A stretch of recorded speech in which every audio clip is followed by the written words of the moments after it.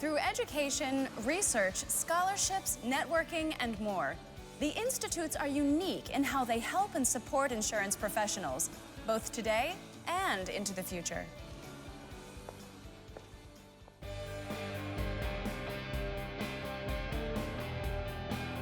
Thought Leader Theater is brought to you by the Institutes. Good morning, everybody. All this and thunderstorms too, right?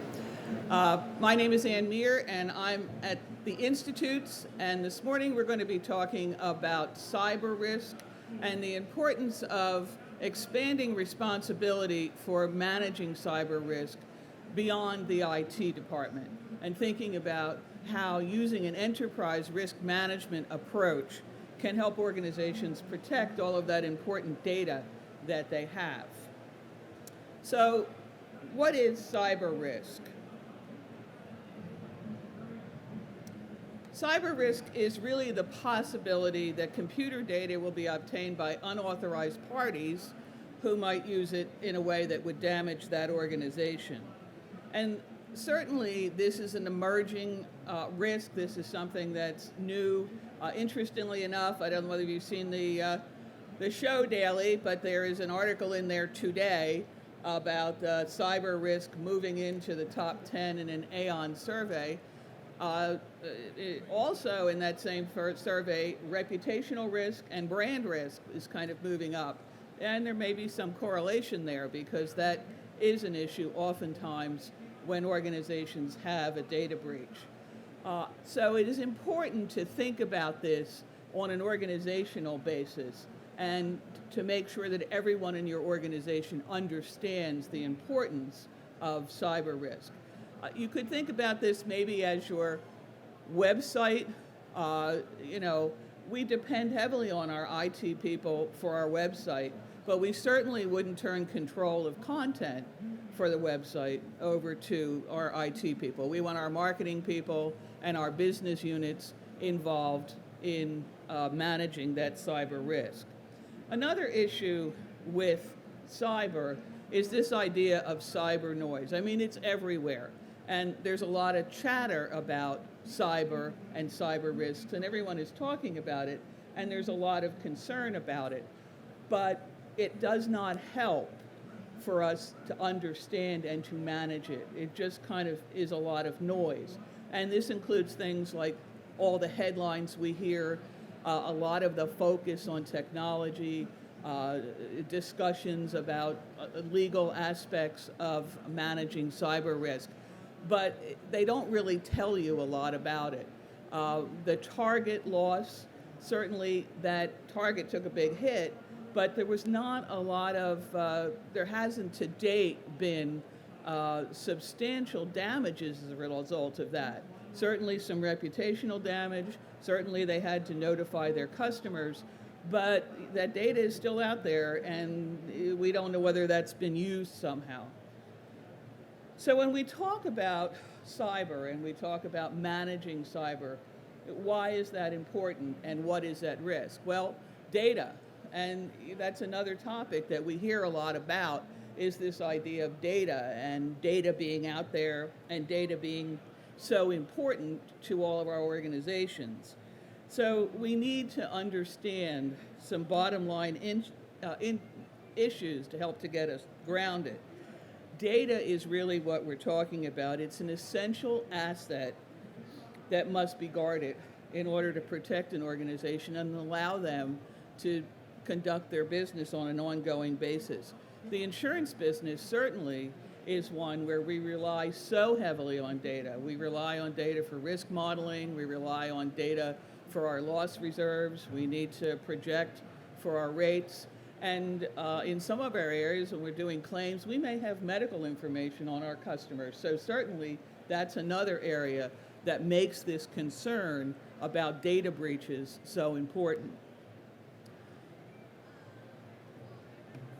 So who needs to worry about cyber risk? Basically everybody. We need to make everyone in our organization aware of the importance and the concerns around the potential for having a data breach.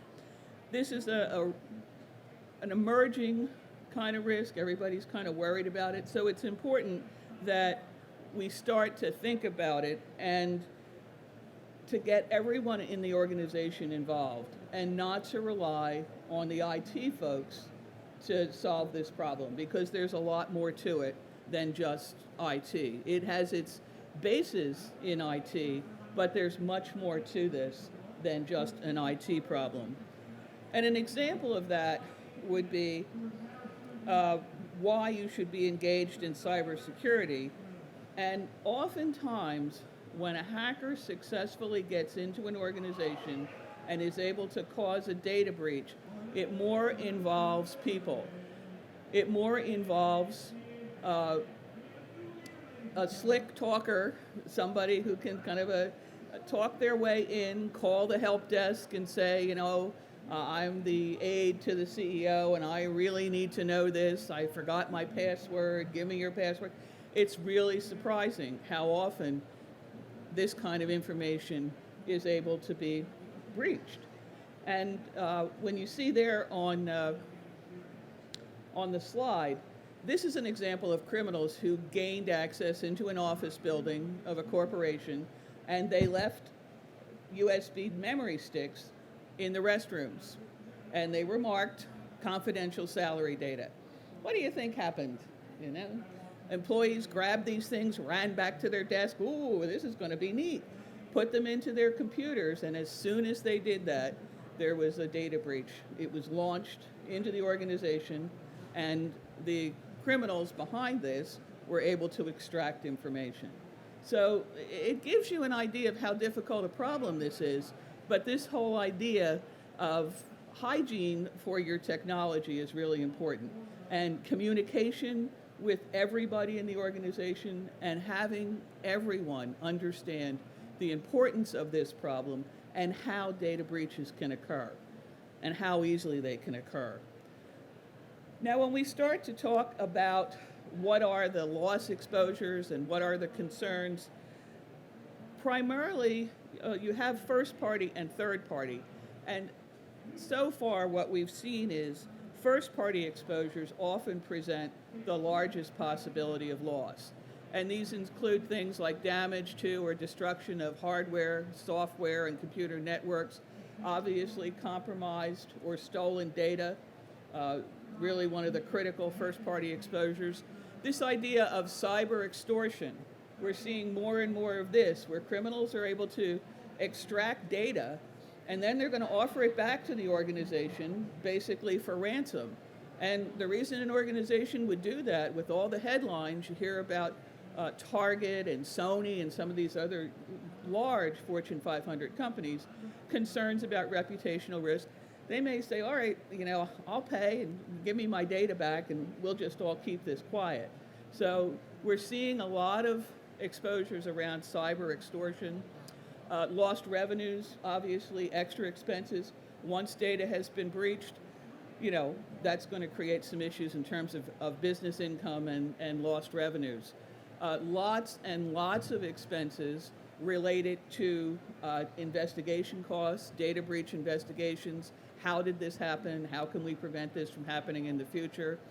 Post-breach repair costs can be extensive. Costs to notify customers. For the most part, once there has been a breach, particularly in a retail type setting, organizations are then required to notify all their customers. In some cases, they're going to be required to provide ongoing credit monitoring. So there's substantial costs related to all of these types of loss exposures. And then I think one of the biggest ones is this whole idea of reputational damage and brand damage. Because you start to think, you know, do I really want to shop at Target? There was a TJ Maxx breach several years ago. Customers may think, oh, you know, maybe I want to go to a different store. I had a colleague who had a problem with a Home Depot breach. They only shop at Lowe's now, you know, so that's kind of an example of what we need to think about in terms of our organizations, in terms of our customers, in terms of organizations that we're consulting with. This is the nature of the problem that we're talking about.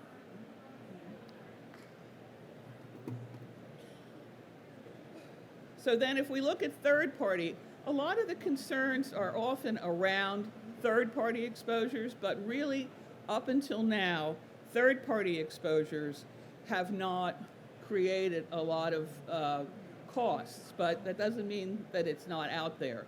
So these include things like loss of privacy regarding customer data, damages to the network security of a trading partner. If you're doing business with someone else, your systems are breached, they can gain access to your trading partner's systems. So that's a serious third-party concern. Libel and slander concerns is another issue when there's a data breach. And then the two last ones are very important. Directors and officers' liabilities. A lot of pushback from stakeholders and shareholders when a breach happens as to why couldn't you prevent this? How did this happen? Didn't you have the systems in place to prevent this data breach? So that's one that's really emerging. And of course, E&O exposures for agents, brokers, and producers. That in the wake of a data breach, a lot of times customers are going to be looking to their broker and saying, I don't remember talking about this coverage. What happened? So you can see when we say that everybody needs to be concerned, there's so many facets to this and so many exposures that need to be thought about that it really is a serious concern. So how can we best understand cyber threats? And this is where risk management comes in. Cyber is a risk management issue first and foremost. When we think about the various concerns that I've talked about, it is really important to take a risk management approach and think about how we can manage this. We know how to manage fire loss exposures. We know how to manage products liability. We can manage cyber risks. It's just a case of understanding it, learning it, monitoring, reacting as new exposures come about, because this is a new and emerging issue that we're learning something new about all the time. So a lot of cyber breaches really are a result of failure to prepare and to plan, just like anything else. I mean, we are in this business of risk management and planning for losses and trying to prevent and reduce those kinds of losses. So enterprise risk management, we've been talking, when we talk about we need to take an organizational wide approach, that just points right to enterprise risk management and using an enterprise risk management to manage all of an organization's key business risks and opportunities with the intent of maximizing shareholder value. So you can see that managing cyber risks and preparing for cyber breaches becomes very important. And cyber is a risk. It's just another risk that we need to be concerned about. And I thought that the iceberg analogy was a good one here. We use this a lot sometimes, but I think it is very representative of the cyber. We know the part at the top, but there's some at the bottom that is still. That's great sound effects, right? I didn't plan that. But it is the idea of planning. We know we're in New Orleans and you're going to get thunderstorms and you're going to get hurricanes, so we know how to plan for that. We can do the same thing with cyber. And here's probably something that everyone has seen a whole lot. I am with the Institutes, so this is the risk management process. And I know all of you are very familiar with this, but it applies to cyber. Basically, you need to identify the loss exposures, analyze those exposures, look at your various risk management techniques, the same technique. You're not going to use new techniques. It's a new risk, but you're going to use the same techniques that have been used before. So go through and think about all of the various risk management techniques. So the first is identify and analyze. We've talked about the loss exposures. We've talked about the first party and third party. So that's sort of the focus. And as new issues emerge, we need to think about those. And then these are the risk management techniques. I'm sure everyone here is familiar with these. Risk control and risk financing techniques. Now avoidance is always one that we talk about, but unless you don't have computers in your organization, or you're not connected to the internet, you really can't avoid this. So we can cross that one off the list pretty much. And as always, these can be used in combination. One doesn't necessarily eliminate using others. The more techniques you can use, the better you're going to be in terms of your position. So if we think about prevention, loss prevention techniques can be used to prevent access.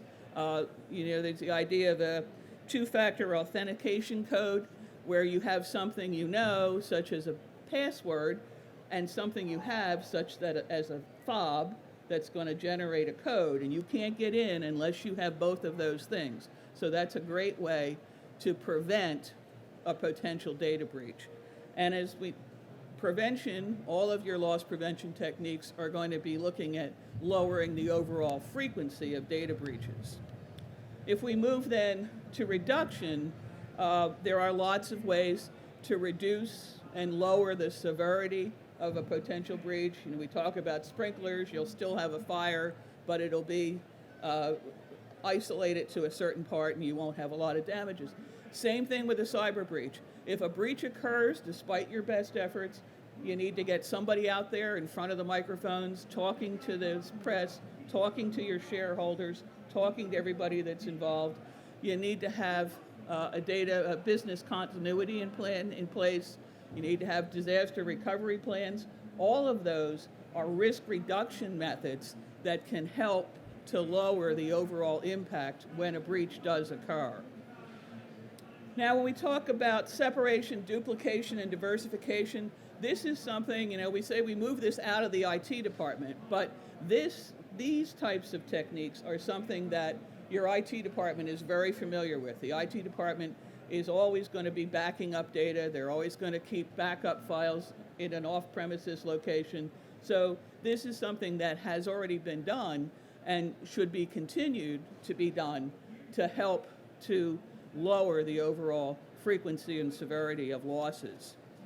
And then we get into risk financing techniques, and we get into the idea of acceptance or retention. The problem here is, as with any other type of loss exposure, if you don't do anything and you say, oh, there's nothing to this cyber thing, well, then we run into the unplanned retention issue. If you haven't done anything about it, you're going to retain the entire exposure. So in general, retention of cyber risk can be a gamble. And the best way is to look at some combination of thinking about prevention, reduction, decide through your identification and analysis of the exposure how much you can actually retain. Once again, as with any other loss exposure or risk to your organization, you're really going to follow the same technique. And then, of course, there's insurance, risk transfer, and there are a lot of different insurance programs out there, and they're changing all the time. This is sort of a new emerging exposure, so you really have to think about your organization and what's going to work best for you. And as with any other kind of coverage, you need to look at thinking about what coverage is going to provide you with what you need in terms of your losses. So, the ideal approach, obviously, is that you would look at all the risk control techniques that we talked about in addition to some kind of transfer, and that should help you to really manage this and minimize the overall impact of a possible future data breach. The speed talking is just amazing with thunder and lightning. So in conclusion, as I've said, cyber risk is really not unique, and we cannot depend on only our IT department to handle this. We need everybody in the organization to understand what the implications are, to understand what is at risk. The importance of data is just enormous, and to manage that and to make everyone aware of it. Certainly using a risk management approach, an ERM approach, is the best way, as with any other type of exposure that we'd be talking about. So I thank you for your time and some challenging circumstances. We have a minute or two for questions, I guess. No questions? Yes.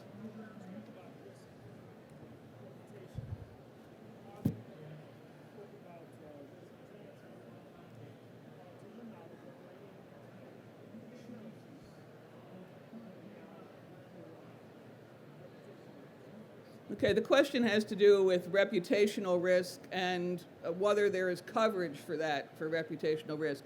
I'm not sure whether, it would all depend on coverage that's available out there. There may be some, but I'm not yes.